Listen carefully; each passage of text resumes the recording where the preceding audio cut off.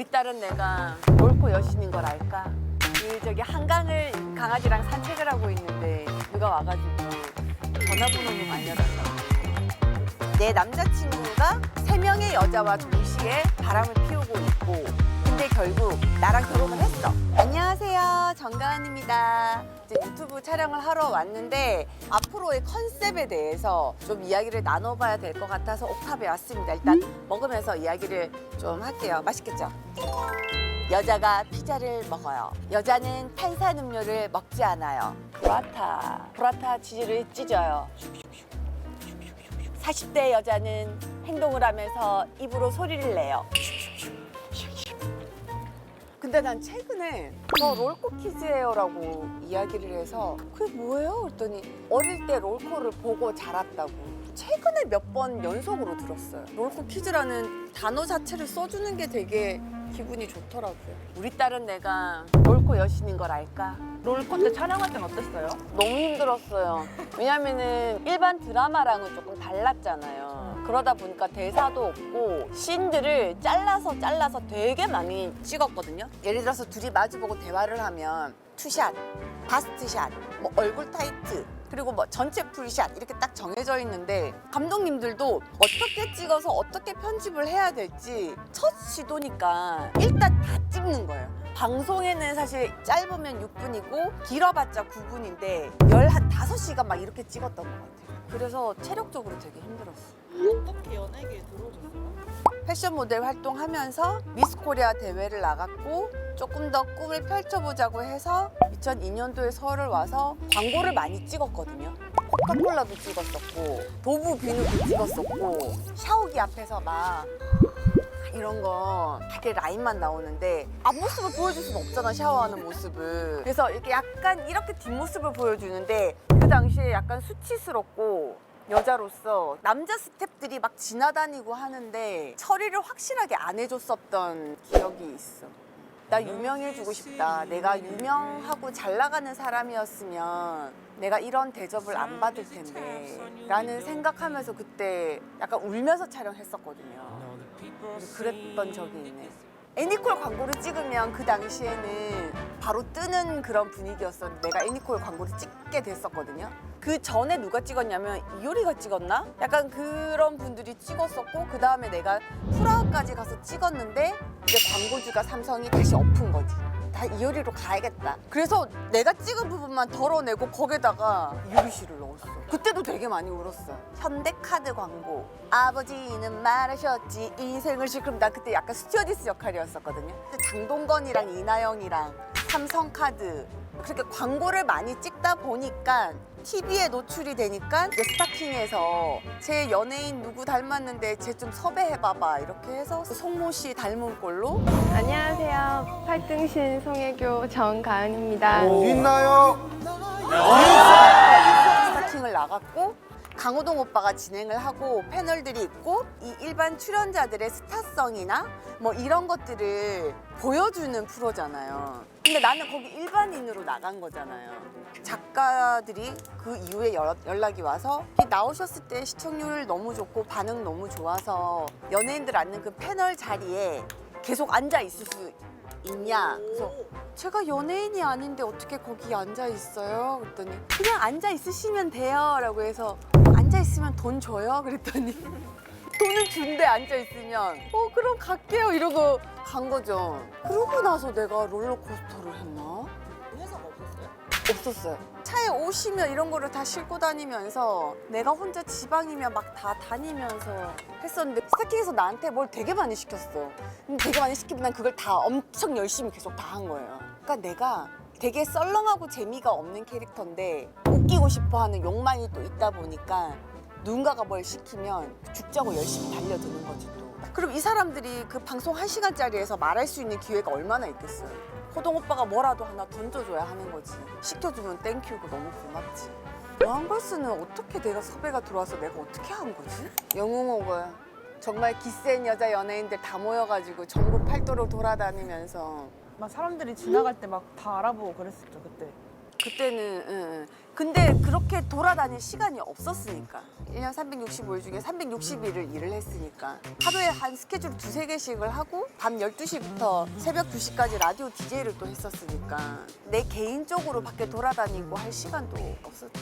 그리고 내가 너무 아파서 막 진통제를 엄청 막 때려 먹으면서 방송했던 적도 있고 근데 진통제를 너무 먹으니까 이 약 때문에 떠는 거야. 내 목이랑 허리가 아픈데 오래 앉아 있어야 되는 프로가 많잖아. 약을 먹어도 아프니까 한두 시간 지나서 약을 또 먹는 거야. 그래서 제작진들이 잠깐만 쉬었다 하라고 해서 잠깐 중단됐던 적도 있고 그런 것들이 조금 반복이 되니까 일이 조금씩 떨어졌던 것 같아.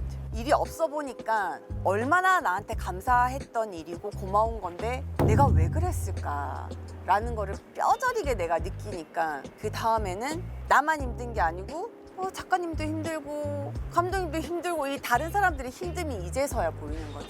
다 나를 위해서 일해주고 계신 분들인데 내가 엎드려 절해야지 짜증을 내면 안 된다는 걸 뒤늦게 알게 된 거지. 요즘에는 어떻게 지내세요? 지금 대학로에서 연극하고 건강 프로그램 고정으로 하고 유튜브 하고 연극하고 이렇게 지금 현재. 그래서 연극 연습을 매일 하러 대학로 가요. 여러분 저 6월 6일부터 6월 5일부터 내 첫 공이 6월 6일이어가지고 너무 내 기준에 얘기했네. 6월 5일부터 7월 말까지 대학로에서 위험한 사람들이라는 연극을 제가 2달 동안 하거든요. 여러분 연극 보러 오세요. 제가 대학로에서 보잉보잉이라는 연극을 했거든요. 스튜어디스 역할을 했는데 내 남자친구가 3명의 여자와 동시에 바람을 피우고 있고 근데 결국 나랑 결혼을 했어. 보잉보잉의 10년 뒤에요. 위험한 사람들. 이놈은 또 바람을 피는 거야. 약간 그런 이야기. 스릴러 로맨틱 코미디. 근황 보시니까 택시기사 하셨던 것 같은데 그것도 말해주세요.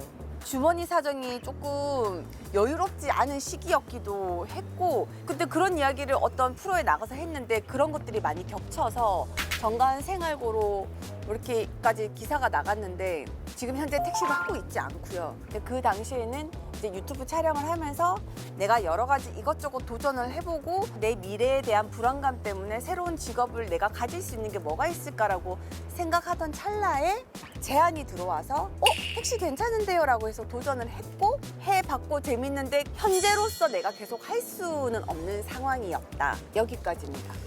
약간 미래에 대한 불안감이 있으니까 그러던 중에 또 누가 제안을 했어요. 그 보험 회사에서 우리 회사로 와서 같이 일합시다. 근데 그분이 너무 제가 감동을 받게끔 설명을 해주셔가지고 오케이 좋아요. 그냥 우리 엄마도 보험을 했으니까 이거는 방송을 하면서 내가 어쩌면 같이 할 수도 있겠다라는 가능성이 더 있으니까 그래서 보험 설계사 시험도 쳤어요.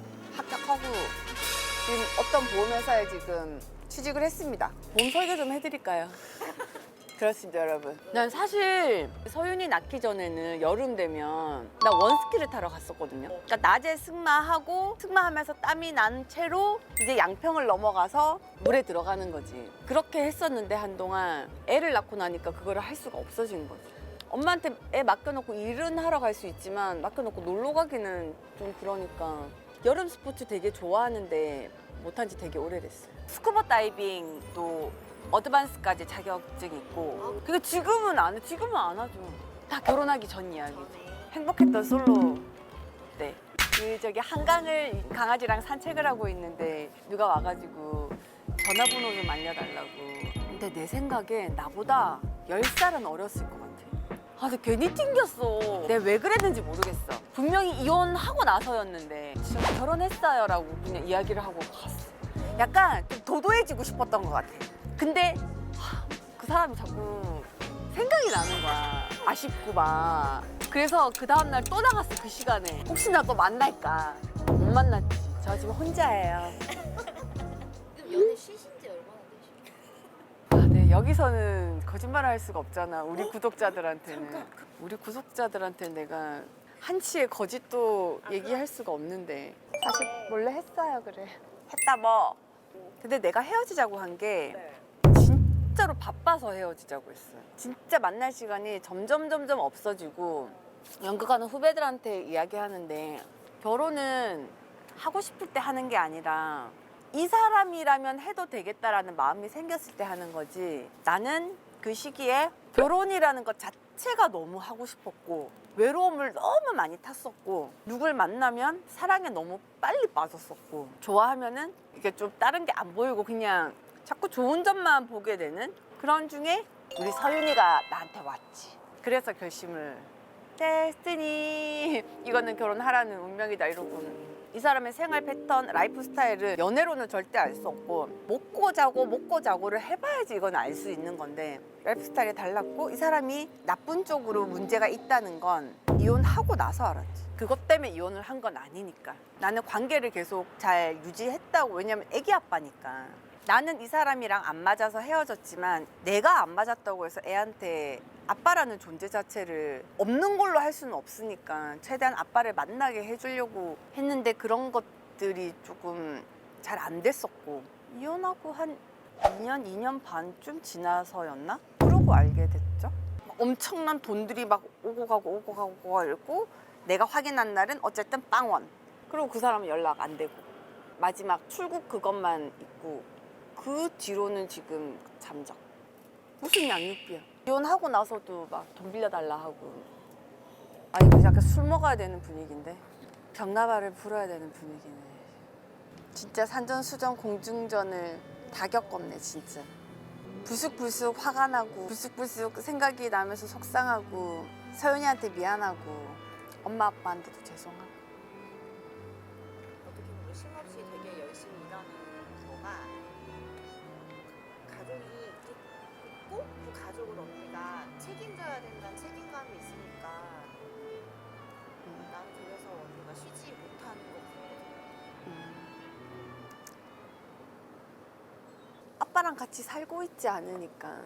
근데 그런 아빠든 저런 아빠든 같이 안 살아봤으니까 그것도 미안한 거지. I love this city when it rains. The sound as it taps on your window pane. And all the people seem to disappear. 지금은 이제 대충 아니까 안 하는데 7살쯤에 왜 나는 아빠랑 같이 안 살아? 아빠한테 전화해봐 엄마. 막 그런 이야기를 했었어. 그때 내가 되게 그런 것들을 슬프게 이야기를 하면 안 될 것 같아서 되게 무덤덤하게 엄마 아빠 번호 몰라. 연락이 안 돼. 그리고 이제 조금 더 컸을 때 이제 아빠랑 엄마랑 관계가 그래서 같이 안 살고 연락이 안 되는 거다. 이렇게 얘기했어. 태권도 학원에서 이제 부모님들을 모시고 아이들이 실력 뽐내는 그런 자리가 있었는데 애기들 막 나가지고 이제 쪼꼬미들이 막 이런 거 막 다 하고 나서 막 박수치고 하고 나서 갑자기 이제 부모님들 나오라는 거지. 자 이제 아빠들 나오세요. 자 아빠들 나오세요 하는데 그때 진짜 막 너무 미치겠더라고. 사실 진짜 옛날 그분에 대한 이야기는 정말 하고 싶지가 않았는데 또 그분의 입장이 있으니 다른 데서 물어보면은 저 얘기 안 할래요 라고 얘기 안 하는데 제가 함께하는 우리 또 이제 가족 이끌어 나가야 되는 우리 팀에서 또 물어보니까 또 솔직하게 이야기하는 시간을 또 가져봤는데 지금 내가 이렇게 솔직하게 이야기한 것처럼 앞으로도 계속 우리 구독자들한테는 사실 방송인이라는 게 어떤 프로에 나가서 이야기를 할 때 약간 살을 붙인다든지 숨긴다든지 이런 것들은 있을 수밖에 없는데 여기서만큼은 절대로 그런 일이 없도록 하고 재밌게 해볼 테니까 많이 지켜봐 주시고 구독해 주시고 좆댓 눌러주세요 여러분. 지금까지 정가은이었습니다. 정가은의 구독자 이벤트 주식회사 흑삼판에서 드리는 50만 원 상당의 흑삼 진시황단 세트 가격이에요. 그리고 주식회사 CM 건강나라에서 드리는 닥터 바우만 어성초 동충하초 샴푸 40개, 주식회사 농업회사 법인 제국 100년초에서 드리는 제국 100년초 분말과 티백 제품 8개, 총 53개 상품을 구독자분들께 모두 드립니다. 저희가 이게 첫 회잖아요. 네. 그래서 저희가 구독자분들께 선물을 와장창 뿌리려고 방송 아무것도 안 올라갔는데 미친 듯이 해왔어요 지금. 오! 대표님이 여성분이래요.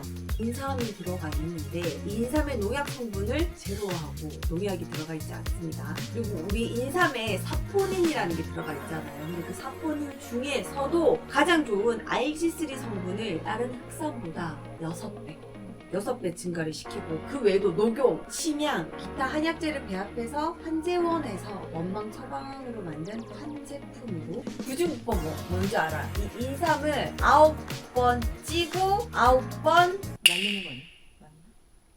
여튼 구중국법 너무 감사하다. 이거 5세트 50만원 상당의 진시황단 5세트. 그 다음에 두피 건강도 중요하거든요. 가렵고 열받은 두피, 건강한 두피를 위한 약산성 딥 클렌징, 두피를 또 시원하게 해주는 그런 샴푸네요. 근데 원래 어성초가 탈모 이런 거에 좋지 않아요? 그죠? 어성초는 여드름에도 좋을걸? 그런 것 같아요. 맞아요. 어성초 맞아요. 여드름에도 좋아요. 어성초. 향도 되게 은은하다. 여러분 구독, 좋아요, 알림 설정, 댓글 300년 이상 된 백년초가 서식을 한대요. 여기 이제 제주도 서귀포에서 세계에서 유일하게 300년 이상 된 백년초가 서식을 하는데 와, 백년초가 효능 효과가 굉장히 많네요. 골다공증, 관절염, 나한테 꼭 필요한 거다. 얘는 이제 백년초 분말이고요, 여러분. 요거는 티백이거든요. 요거를 이제 4개. 여러분 구독, 좋아요, 알림 설정, 댓글